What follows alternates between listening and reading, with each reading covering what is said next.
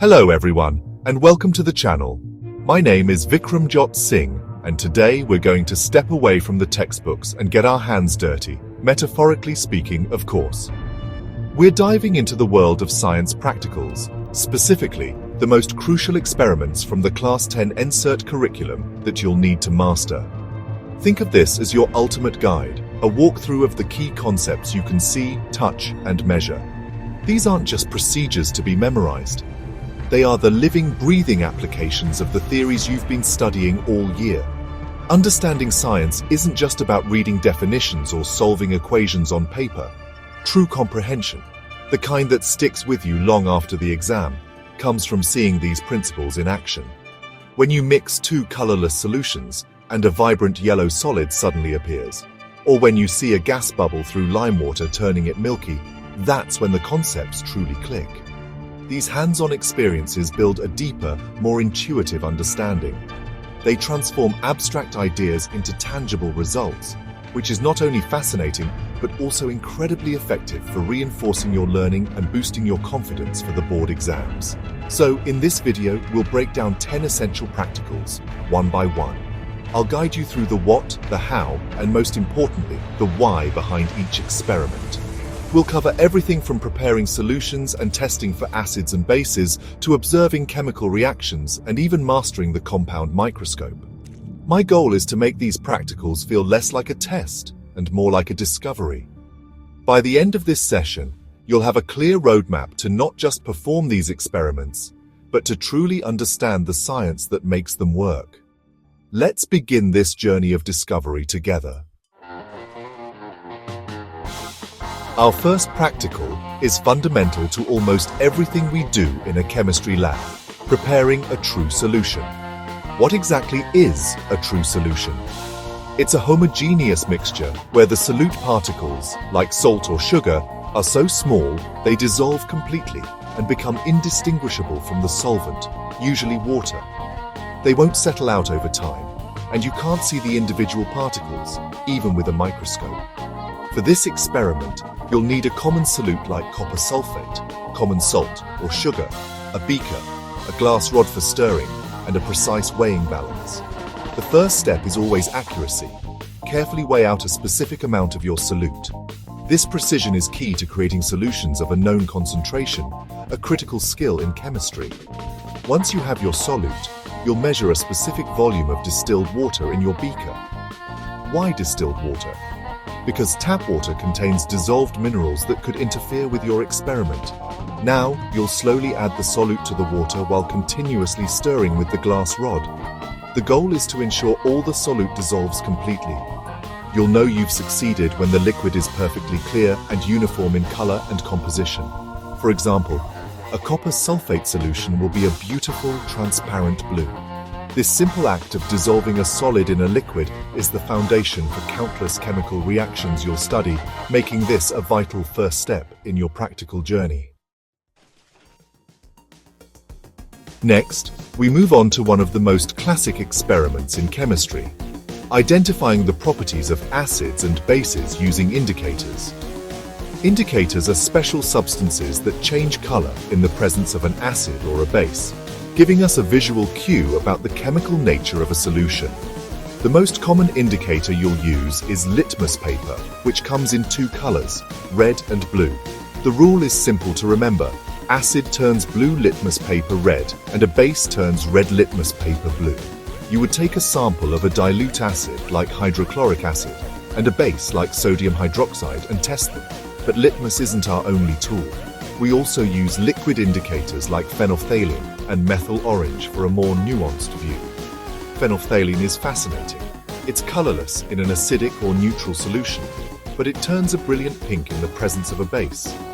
Methyl orange, on the other hand, is red in a strongly acidic solution and turns yellow in a basic or neutral solution.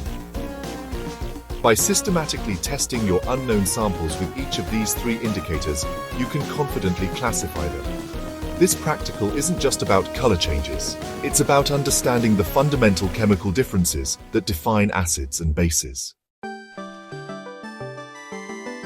Now for an experiment with a bit more action, observing the reaction of metals with acids. This practical beautifully demonstrates a key chemical property of acids. When a reactive metal, like zinc, is added to a dilute acid, such as dilute sulfuric acid, a chemical reaction kicks off. You'll see bubbles vigorously forming on the surface of the metal and rising through the solution. This is effervescence, and the gas being produced is hydrogen. The general equation is metal plus acid gives salt and hydrogen gas. So in our example, zinc reacts with sulfuric acid to form zinc sulfate and hydrogen gas. Safety is paramount here. Always handle acids with extreme care, wearing safety goggles and gloves. The reaction can sometimes be vigorous, so it's important to use a test tube and add the metal granules gently to the acid, never the other way around. To confirm the gas is hydrogen, you can perform a simple pop test. Carefully bring a burning splint or candle to the mouth of the test tube. If you hear a distinct pop sound, it confirms the presence of flammable hydrogen gas. This experiment is a powerful visual confirmation of the reactivity series of metals and the characteristic reactions of acids. This next practical is a visually striking example of a displacement reaction. We're going to observe what happens when iron nails are placed in a copper sulfate solution. Before you begin, take a moment to observe your starting materials. The iron nails are typically grayish silver, and the copper sulfate solution is a distinct clear blue color. You'll clean the iron nails with sandpaper to remove any rust or coating, ensuring the pure iron is exposed. Then, you simply immerse 2 or 3 nails in the copper sulfate solution in a beaker and leave them undisturbed for about 15 to 20 minutes. When you come back, you'll notice 2 significant changes. First, the iron nails will be coated with a reddish-brown layer. This is not rust, it's pure copper that has been displaced from the solution. Second, the iconic blue color of the copper sulfate solution will have faded, turning a pale green. This happens because iron is more reactive than copper. It displaces the copper from the copper sulfate solution, forming iron 2 sulfate, which is greenish in color. The displaced copper then deposits onto the surface of the iron nails. This experiment is a perfect, real-world illustration of the reactivity series in action. Let's switch gears from chemistry to physics and explore the electrical properties of different solutions. This practical involves testing the conductivity of various liquids to see if they can complete an electrical circuit. You'll set up a simple circuit consisting of a battery, a small bulb, a switch, and 2 electrodes, like carbon rods or iron nails, that will be dipped into the test solution. The key idea is that the bulb will only light up if the solution contains ions, charged particles that can move and carry an electric current between the electrodes. You'll test a variety of samples. For instance, a solution of sodium chloride, common salt, in water will contain free-moving sodium and chloride ions, so it will be a good conductor and the bulb will glow brightly. In contrast, a solution of sugar in water or distilled water itself contains very few or no free ions, so they are poor conductors, and the bulb will not light up. You can also test dilute acid and base solutions, which are excellent conductors due to the presence of hydrogen and hydroxide ions, respectively. This experiment provides clear, tangible proof of what makes a solution an electrolyte. For this practical, we'll investigate the properties of a very common household substance, acetic acid, the main component of vinegar. This experiment involves a series of simple sensory and chemical tests to characterize an organic acid. First is the odor test. Simply waft the vapor from the test tube towards your nose. You should immediately recognize the pungent vinegar-like smell, which is a key characteristic of acetic acid. Next, you'll test its solubility in water. Add a few milliliters of acetic acid to a test tube containing water and shake it. You'll observe that it mixes completely, forming a clear solution, meaning it is miscible with water. The most important test is its reaction with sodium bicarbonate or baking soda.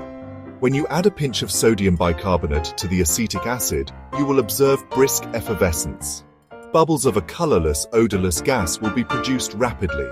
This gas is carbon dioxide, a hallmark reaction of an acid with a carbonate or bicarbonate.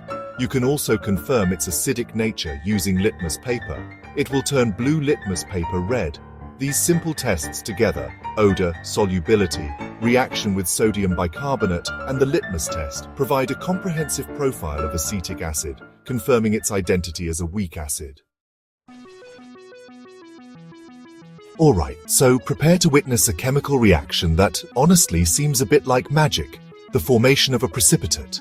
This experiment actually demonstrates a double displacement reaction, where two soluble ionic compounds in an aqueous solution react to form an insoluble solid, which we call a precipitate. For this, you'll need two clear, colorless solutions, sodium sulfate and barium chloride. Both of these salts are soluble in water, so their solutions look just like water itself. The procedure is incredibly simple, but the result is, well, pretty dramatic. You'll take a small amount of barium chloride solution in a test tube and add just a few drops of the sodium sulfate solution to it. The moment the two solutions mix, you will see an instantaneous formation of a dense, white, insoluble substance. This white solid is barium sulfate. It's formed because the barium ions from barium chloride and the sulfate ions from sodium sulfate combine and are insoluble in water. The other product, sodium chloride, remains dissolved in the solution. So this immediate formation of a solid from two clear liquids is a classic sign of a double displacement or precipitation reaction. While litmus paper tells us if something is an acid or a base, pH paper gives us a much more detailed picture. It tells us how acidic or alkaline a substance is on a scale from 0 to 14. This practical involves using universal indicator or pH paper to determine the pH of various common samples. The pH paper is impregnated with a mixture of indicators that change to a specific color corresponding to a specific pH value. You'll have a color chart for comparison, which shows a rainbow of colors with reds indicating strong acids, pH 0 to 3, yellows and greens for weak acids and neutral substances, pH 4 to 7, and blues and purples for bases, which are pH 8 to 14. You'll test a range of substances. For example, you'll dip a strip of pH paper into dilute hydrochloric acid and see it turn a deep red, indicating a very low pH. When you test a soap solution, it will likely turn blue, indicating an alkaline pH of around 9 or 10. Testing pure water should give you a neutral green color, corresponding to a pH of 7. You can also test things like lemon juice, milk, or a baking soda solution. By comparing the color of the wet pH paper to the chart, you can assign a numerical pH value to each sample, giving you a quantitative measure of its acidity or alkalinity. In several of our previous experiments, we've produced a gas, but how do we know for sure what that gas is? This practical focuses on the definitive test for carbon dioxide. The test relies on a chemical called calcium hydroxide, which, when dissolved in water, forms a clear, colorless solution known as lime water. The principle is simple. When carbon dioxide gas is bubbled through lime water, it reacts to form calcium carbonate, which is an insoluble white precipitate. This makes the clear lime water turn milky or cloudy. This reaction is specific to carbon dioxide and is the standard way to confirm its presence. To perform the experiment, you first need to generate carbon dioxide. The easiest way is the reaction we saw earlier, reacting an acid, like dilute hydrochloric acid, with a carbonate, like sodium carbonate, or a piece of marble. You'll set up the apparatus so that the gas produced is passed through a delivery tube into a test tube containing lime water. As the reaction proceeds, you will see bubbles of carbon dioxide entering the lime water, and almost immediately, the clear solution will start to turn cloudy or milky white.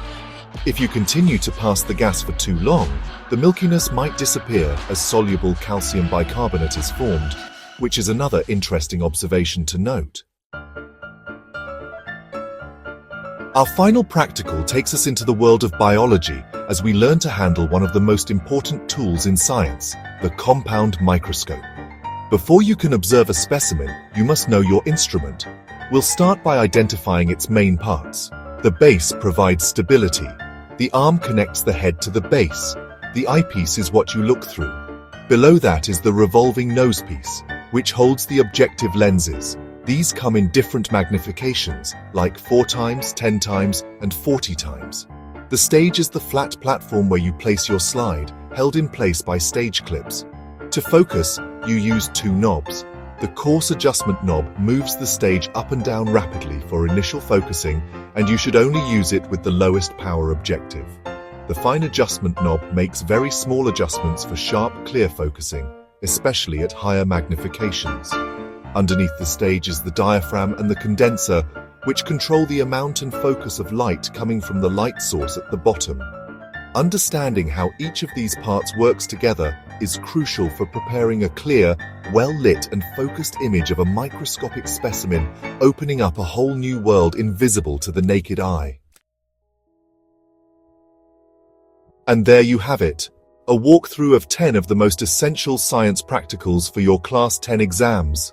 We've mixed solutions, tested for acids and bases, sparked chemical reactions, and even peered into the microscopic world. Remember, the goal of these experiments isn't just to follow a list of steps and get the right answer. The real learning happens when you pause to ask why. Why did the solution change color? Why did that gas form? Why is this substance a good conductor? True scientific understanding is built on this foundation of curiosity and critical thinking. As you prepare for your exams, I strongly encourage you to perform these experiments yourselves in your school's laboratory, under the guidance of your teacher. There is no substitute for hands-on experience. Please, always prioritize safety. Wear your goggles, handle chemicals with respect, and follow all lab protocols. The more you practice, the more comfortable and confident you will become, not just with the procedures, but with the underlying scientific principles. These practical skills are not just for passing an exam, they are the foundational skills of any future scientist, engineer, or doctor. Thank you so much for joining me today. I hope this guide has helped demystify these practicals and has sparked your curiosity to explore science even further. Keep asking questions, keep experimenting, and keep learning. I wish you the very best of luck for your upcoming exams. You've prepared well, and you're ready to show what you know. Good luck!